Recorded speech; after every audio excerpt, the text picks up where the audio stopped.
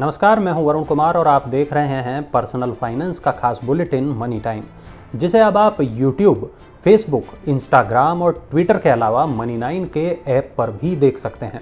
इस खास शो में आपको मिलेगी हर वो खबर जिसका आपकी जेब से है सीधा सरोकार।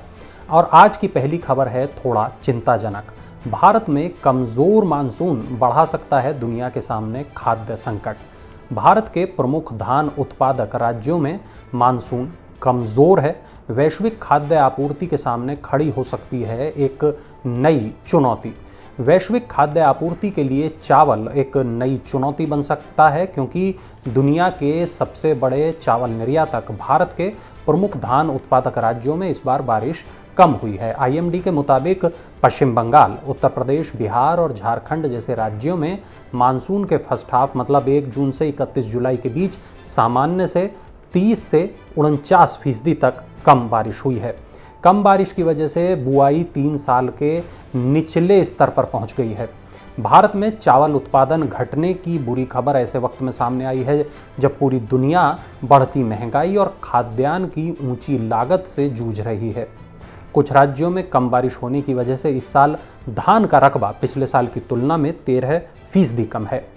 भारत में चावल के कुल उत्पादन में पश्चिम बंगाल और उत्तर प्रदेश की हिस्सेदारी करीब 25% है। ग्लोबल चावल व्यापार में भारत की हिस्सेदारी करीब 40% है। अगर आप बचत खाते से भी करना चाहते हैं कमाई तो इस बैंक में खाता ज़रूर खुलवा लीजिए। ESAF स्मॉल फाइनेंस बैंक ने सेविंग बैंक अकाउंट पर मिलने वाले इंटरेस्ट रेट को बढ़ा दिया है। नई दर 1 अगस्त से लागू हो चुकी है। नए संशोधन के बाद बैंक अब सेविंग अकाउंट पर अधिकतम 6.5% का इंटरेस्ट रेट दे रहा है। सेविंग बैंक अकाउंट पर ब्याज की गणना वर्तमान में दिन के अंत में बचे बैलेंस के आधार पर की जाती है और ब्याज का भुगतान ग्राहकों को हर महीने कर दिया जाता है। ESAF स्मॉल फाइनेंस बैंक ने कहा कि जिन ग्राहकों के बचत खाते में 5 लाख रुपए जमा होंगे उन्हें 4% की दर से ब्याज मिलेगा। 5 से 15 लाख रुपए की जमा पर 5.5% और 15 लाख से ज्यादा की जमा पर 6.5% का ब्याज दिया जाएगा। RBI MPC की बैठक शुरू हो गई है। क्या लगातार तीसरी बार बढ़ जाएगा रेपो रेट? आइए जानते हैं इसको लेकर एक्सपर्ट्स का क्या कहना है। बढ़ती महंगाई को काबू करने के लिए पिछले 3 महीनों के दौरान रेपो रेट में लगातार तीसरी बार बढ़ोतरी हो सकती है।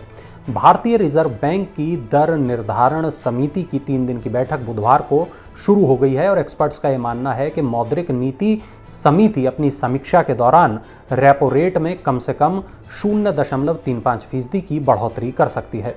Reserve bank governor Shaktikanta Das की अध्यक्षता वाली MPC 5 अगस्त को अपना फैसला सुनाएगी। RBI ने खुदरा महंगाई दर को काबू में रखने के लिए चालू वित्त वर्ष में अब तक रेपो दर को 2 बार 0.90% बढ़ा दिया है। हालांकि 4.9% की मौजूदा रेपो दर अब भी कोविड पूर्व के स्तर 5.15% से नीचे है। अब एक ही बीमा में 3 कवर मिलेंगे। मैक्स लाइफ इंश्योरेंस ने लॉन्च किया 3-in-1 प्रोटेक्शन प्लान।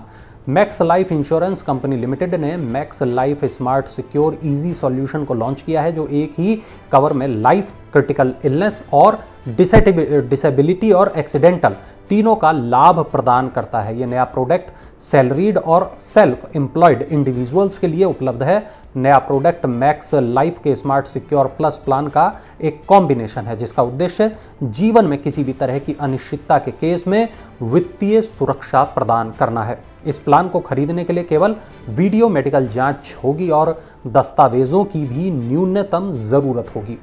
यह नया प्रोडक्ट 64 लिस्टेड क्रिटिकल बीमारियों के साथ ही टोटल और परमानेंट डिसेबिलिटी को भी कवर करेगा। अब अगली खबर की तरफ चलते हैं, जो है रोजगार बाजार से जुड़ी हुई। रोजगार बाजार में बदल रहे हैं हाल। जुलाई में घट गई है बेरोजगारी दर। मानसून के दौरान कृषि गतिविधियां बढ़ने से जुलाई महीने में देश की बेरोजगारी दर घटकर 6.80% पर आ गई।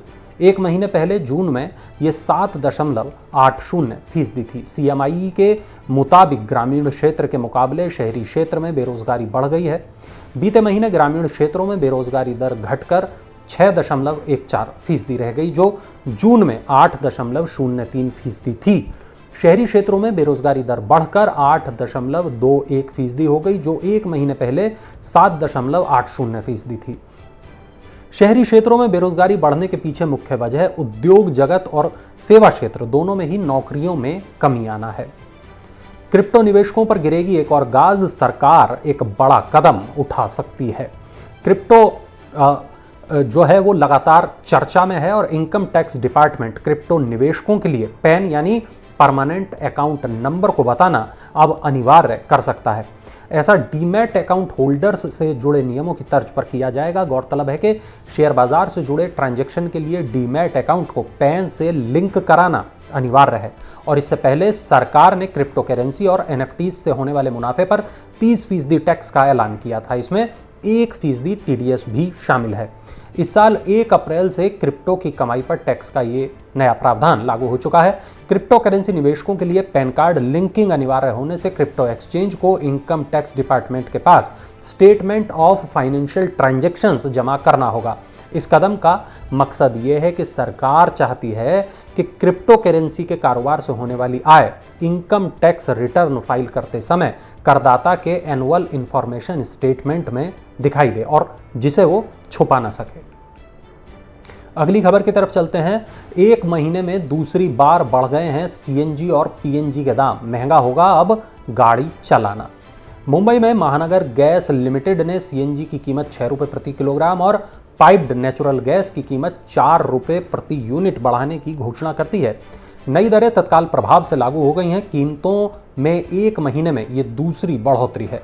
अंतर्राष्ट्रीय और घरेलू स्तर पर प्राकृतिक गैस की कीमत बढ़ने से कंपनी को मजबूरी में दाम बढ़ाने पड़े हैं। पिछले कई हफ्तों से बढ़ती कीमतों के चलते कंपनी औद्योगिक आपूर्ति में कटौती करने को मजबूर थी। इस साल अप्रैल के बाद से कीमतों में ये छठी बढ़ोतरी है।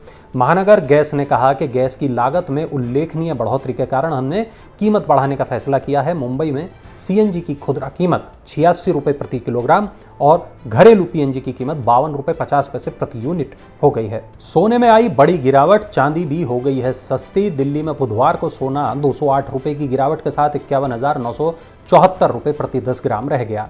चांदी की कीमत भी 1060 रुपये की भारी गिरावट के साथ 57,913 रुपये प्रति किलोग्राम रह गई। अंतर्राष्ट्रीय बाजार में सोना तेजी के साथ 1767 रुपये प्रति डॉलर प्रति औंस पर कारोबार कर रहा था, जबकि चांदी 19.93 डॉलर प्रति औंस पर स्थिर बनी हुई थी। एचडीएफसी सिक्योरिटीज के वरिष्ठ विश्लेषक तपन पटेल ने कहा कि डॉलर के मजबूत होने और अमेरिकी बॉन्ड आय बढ़ने से सोने की कीमत पर यह दबाव आया है। शेयर बाजार में लगातार छठे दिन तेजी आई है। डॉलर के मुकाबले रुपया लुढ़का है। शेयर बाजार में बुधवार को लगातार छठे दिन तेजी रही। बीएसई सेंसेक्स 214 अंक की तेजी के साथ 58,350 अंक पर बंद हुआ। नेशनल स्टॉक एक्सचेंज का निफ्टी भी 42 अंक उछलकर 17,388 अंक पर बंद हुआ। दुनिया भर के ज्यादातर प्रमुख बाजारों में सकारात्मक रुख के साथ विदेशी संस्थागत निवेशकों की लगातार खरीदारी से बाजार में मजबूती आई है। वहीं दूसरी ओर निराशाजनक वृहत आर्थिक आंकड़ों के बाद निवेशकों की कारोबारी धारणा प्रभावित होने से अमेरिकी डॉलर के मुकाबले रुपया 68 पैसे लुढ़ककर 79.21 के स्तर पर पहुंच गया। आज की आखिरी खबर है स्वीट 16 सेल से जुड़ी हुई, जहां आपको 1,616 रुपये यानी 1,616 रुपये में मिलेगा हवाई जहाज का टिकट। इंडिगो ने अपनी 16वीं वर्षगांठ के मौके पर स्वीट 16 एनिवर्सरी सेल की घोषणा की है। इसके तहत सभी घरेलू मार्गों पर यात्रियों को 1,616 रुपये के शुरुआती किराए पर टिकट की बिक्री की जा रही है। स्वीट 16 के तहत टिकटों की बिक्री 3 अगस्त से शुरू हो चुकी है और 5 अगस्त रात 12 बजे तक जारी रहेगी। इस दौरान 18 अगस्त से लेकर 16 जुलाई 2023 तक के लिए टिकट बुक किए जा सकते हैं।